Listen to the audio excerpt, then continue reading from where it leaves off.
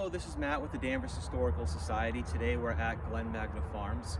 Today we're going to be going on two different tours. The first one is going to be us walking around the gardens here and just checking out some of the projects that we've been working on here at Glen Magna Farms, focusing on some of the sustainability aspects.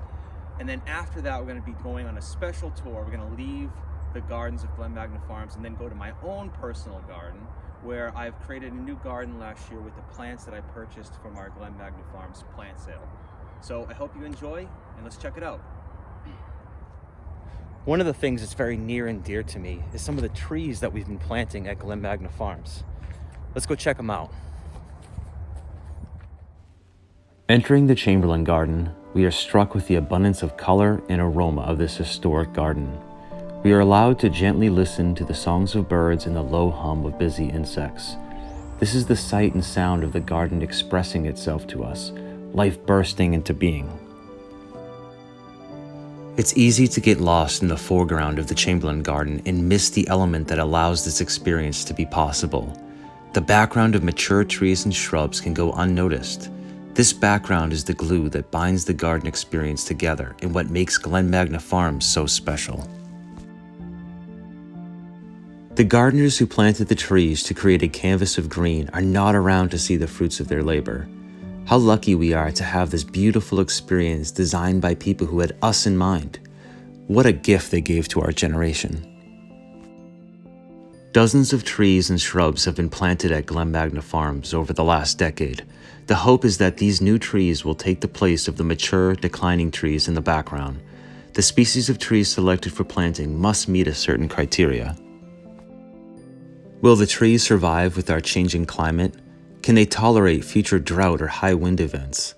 Do they serve a role in fulfilling historical accuracy? For example, our historic flowering dogwood tree, planted in 1889, has been declining for years. Sadly, dogwood trees are now susceptible to an invasive fungal disease called anthracnose. We wanted to plant a new flowering dogwood tree next to our declining one, but did not want to plant a tree that would suffer from disease. After some research, we were able to find a naturally occurring cultivar of dogwood called Appalachia Spring. This is a cultivar of flowering dogwood that shows a high resistance to the anthracnose disease. We know that some of the trees we have been planting will not stand the test of time.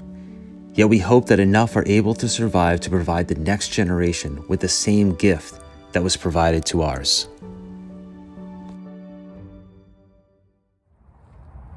All right, so we're walking through our historic shrubbery garden, and we're going to be entering our south meadow.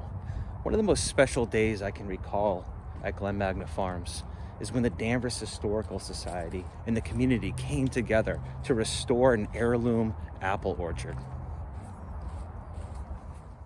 In 2015, the Danvers Historical Society and community volunteers planted over 30 heirloom apple trees in the South Meadow.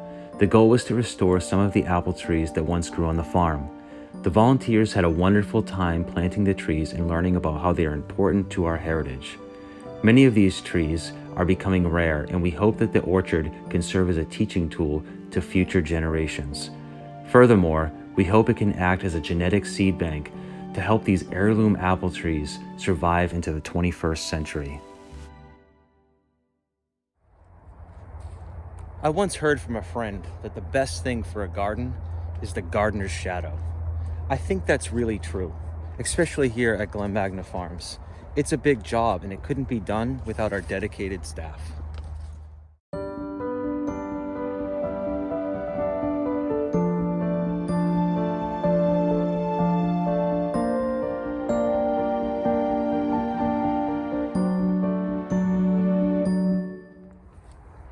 One of the concepts that I believe anybody must consider when starting a garden or managing a property is how to build resiliency into the landscape. The goal of building resiliency is to try and minimize the inevitable failures that comes along with any garden. Each garden is unique, and the way to build resiliency depends on your site conditions and your goals of the garden. Some of the gardens of Glen Magna Farms are high-maintenance gardens that includes turf, perennials, annuals, trees, and shrubs. The higher the maintenance and complexity of design, the more likely things are to go wrong. Some of the practices we have been implementing to build resiliency in the garden are: choose plants that are tolerant of pest, disease, and drought. Many of these plants turn out to be native to New England and have adapted to our unique climate and soil conditions.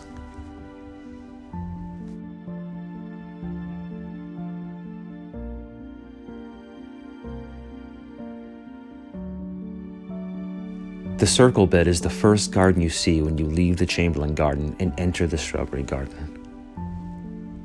Last year we decided not to plant the high-maintenance tropical annuals in the circle bed, and instead we created a perennial native grass garden. The grasses we chose are all native to North America and comprise the 4 most common grasses of the tallgrass prairie ecosystem.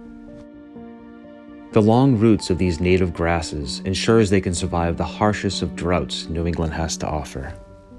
These native grasses are also beautiful. The afternoon sun in late summer makes the grass erupt in a cosmic glow. At one time, the tallgrass prairie was a sea of grass as far as the eye could see. Over 150 million acres once dominated North America. Sadly, less than 4% remains. I wonder what 150 million acres of prairie would have looked like in the afternoon sun. For now, the small circle bed will have to do. For the annuals and perennials that are higher in maintenance or not as resilient, we try to build a soil and water nutrient holding capacity through the use of naturally occurring materials. The soil amendment we use the most would be arborist chips. Arborist chips can be delivered free to your home from most tree care companies. Arborist chips have all the benefits of regular shredded mulch that you can purchase at most garden centers. It holds moisture, regulates soil from temperature extremes, and keeps weeds at bay. The big difference, besides one being free, is the garden center mulch can form a mat on the surface of the garden. Mulch purchased from a garden center must consistently be fluffed to allow water and air to freely move to the soil level. The porous nature of arborist chips allows water to drain freely to the plant root zone. Arborist chips also seem to decompose faster in the landscape, becoming a rich compost in the garden. This in turn can feed the beneficial fungal network that is critical for success in many gardens. Leaf mold is another soil building material we use free of charge. Leaf mold is essentially partially decomposed leaves and needles from the trees of Glen Magna Farms. The water holding capacity of leaf mold is second to none. Acting like a sponge, leaf mold holds water after a summer rain, then slowly releases the moisture to nearby plants. By spring, last year's applied leaf mold will have completely disappeared.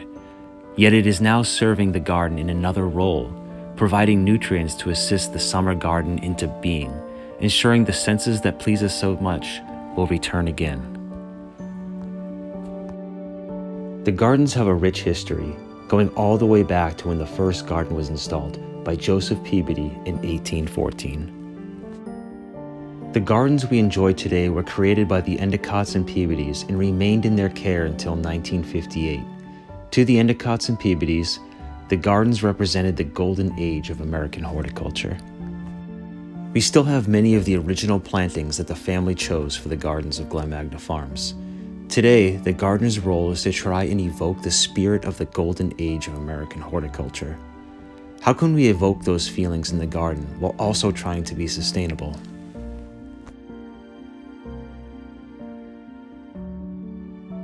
One of the ways we try to achieve this goal is through the use of historic dahlias. Dahlias are some of the most showy and fantastic plants in the world. Their diversity in color, shape, and size showcases their eccentric potential in the garden. The dahlias we choose to grow are from the time period of when the family would have summered at the farm. Dahlias provide high impact in the garden, instantly drawing the visitor's gaze on its wonder. We choose dahlias not just for their high impact, but because they can be sustainable. In the fall, we dig them up and store them into the basement, only to return them to the garden next spring. Dahlias give you the high impact of annuals, but if you store them in the basement, they can give you the advantages of a perennial, coming back year after year.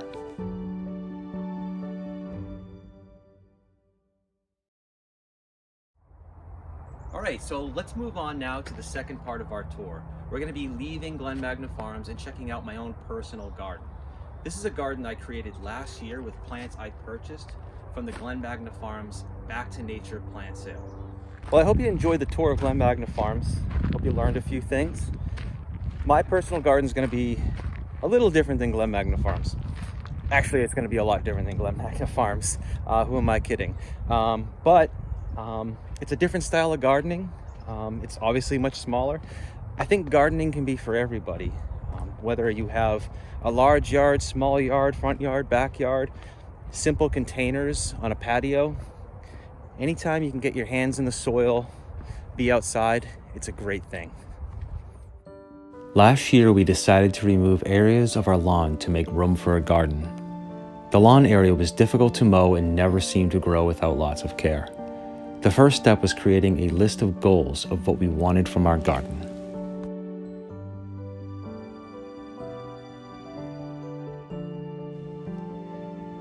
A list of some of our goals were: the garden had to be easier to maintain than the previous lawn, require few inputs such as water, compost, fertilizer, and mulch.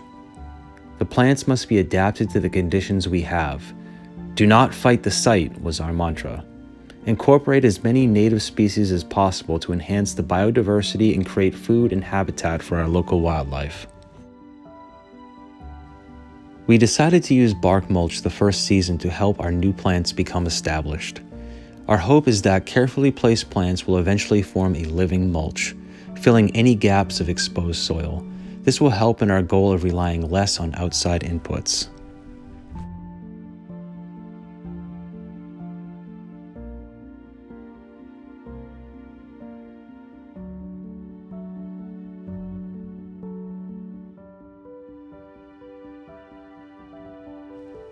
Spotted bee balm is one of my favorite plants, and I thought it would be a great addition to our new garden.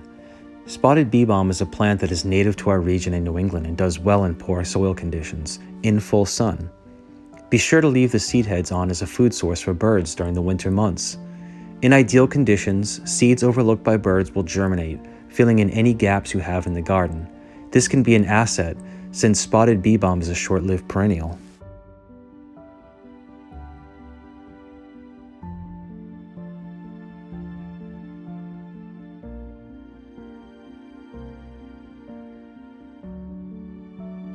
There are many different species of milkweed you can choose for your garden. Butterfly weed is a species of milkweed that would tolerate our poor garden soil as well as drought. Its bright orange flowers attracts many types of pollinating insects. Milkweed is the only host species for the monarch butterfly caterpillar. The monarch butterfly has declined by over 80% in North America, mostly due to habitat loss. By planting milkweed in our garden, we hope to bring a little habitat back for this species. Out of all the herbaceous perennials you could choose for your garden, goldenrod is probably the most beneficial to our local wildlife.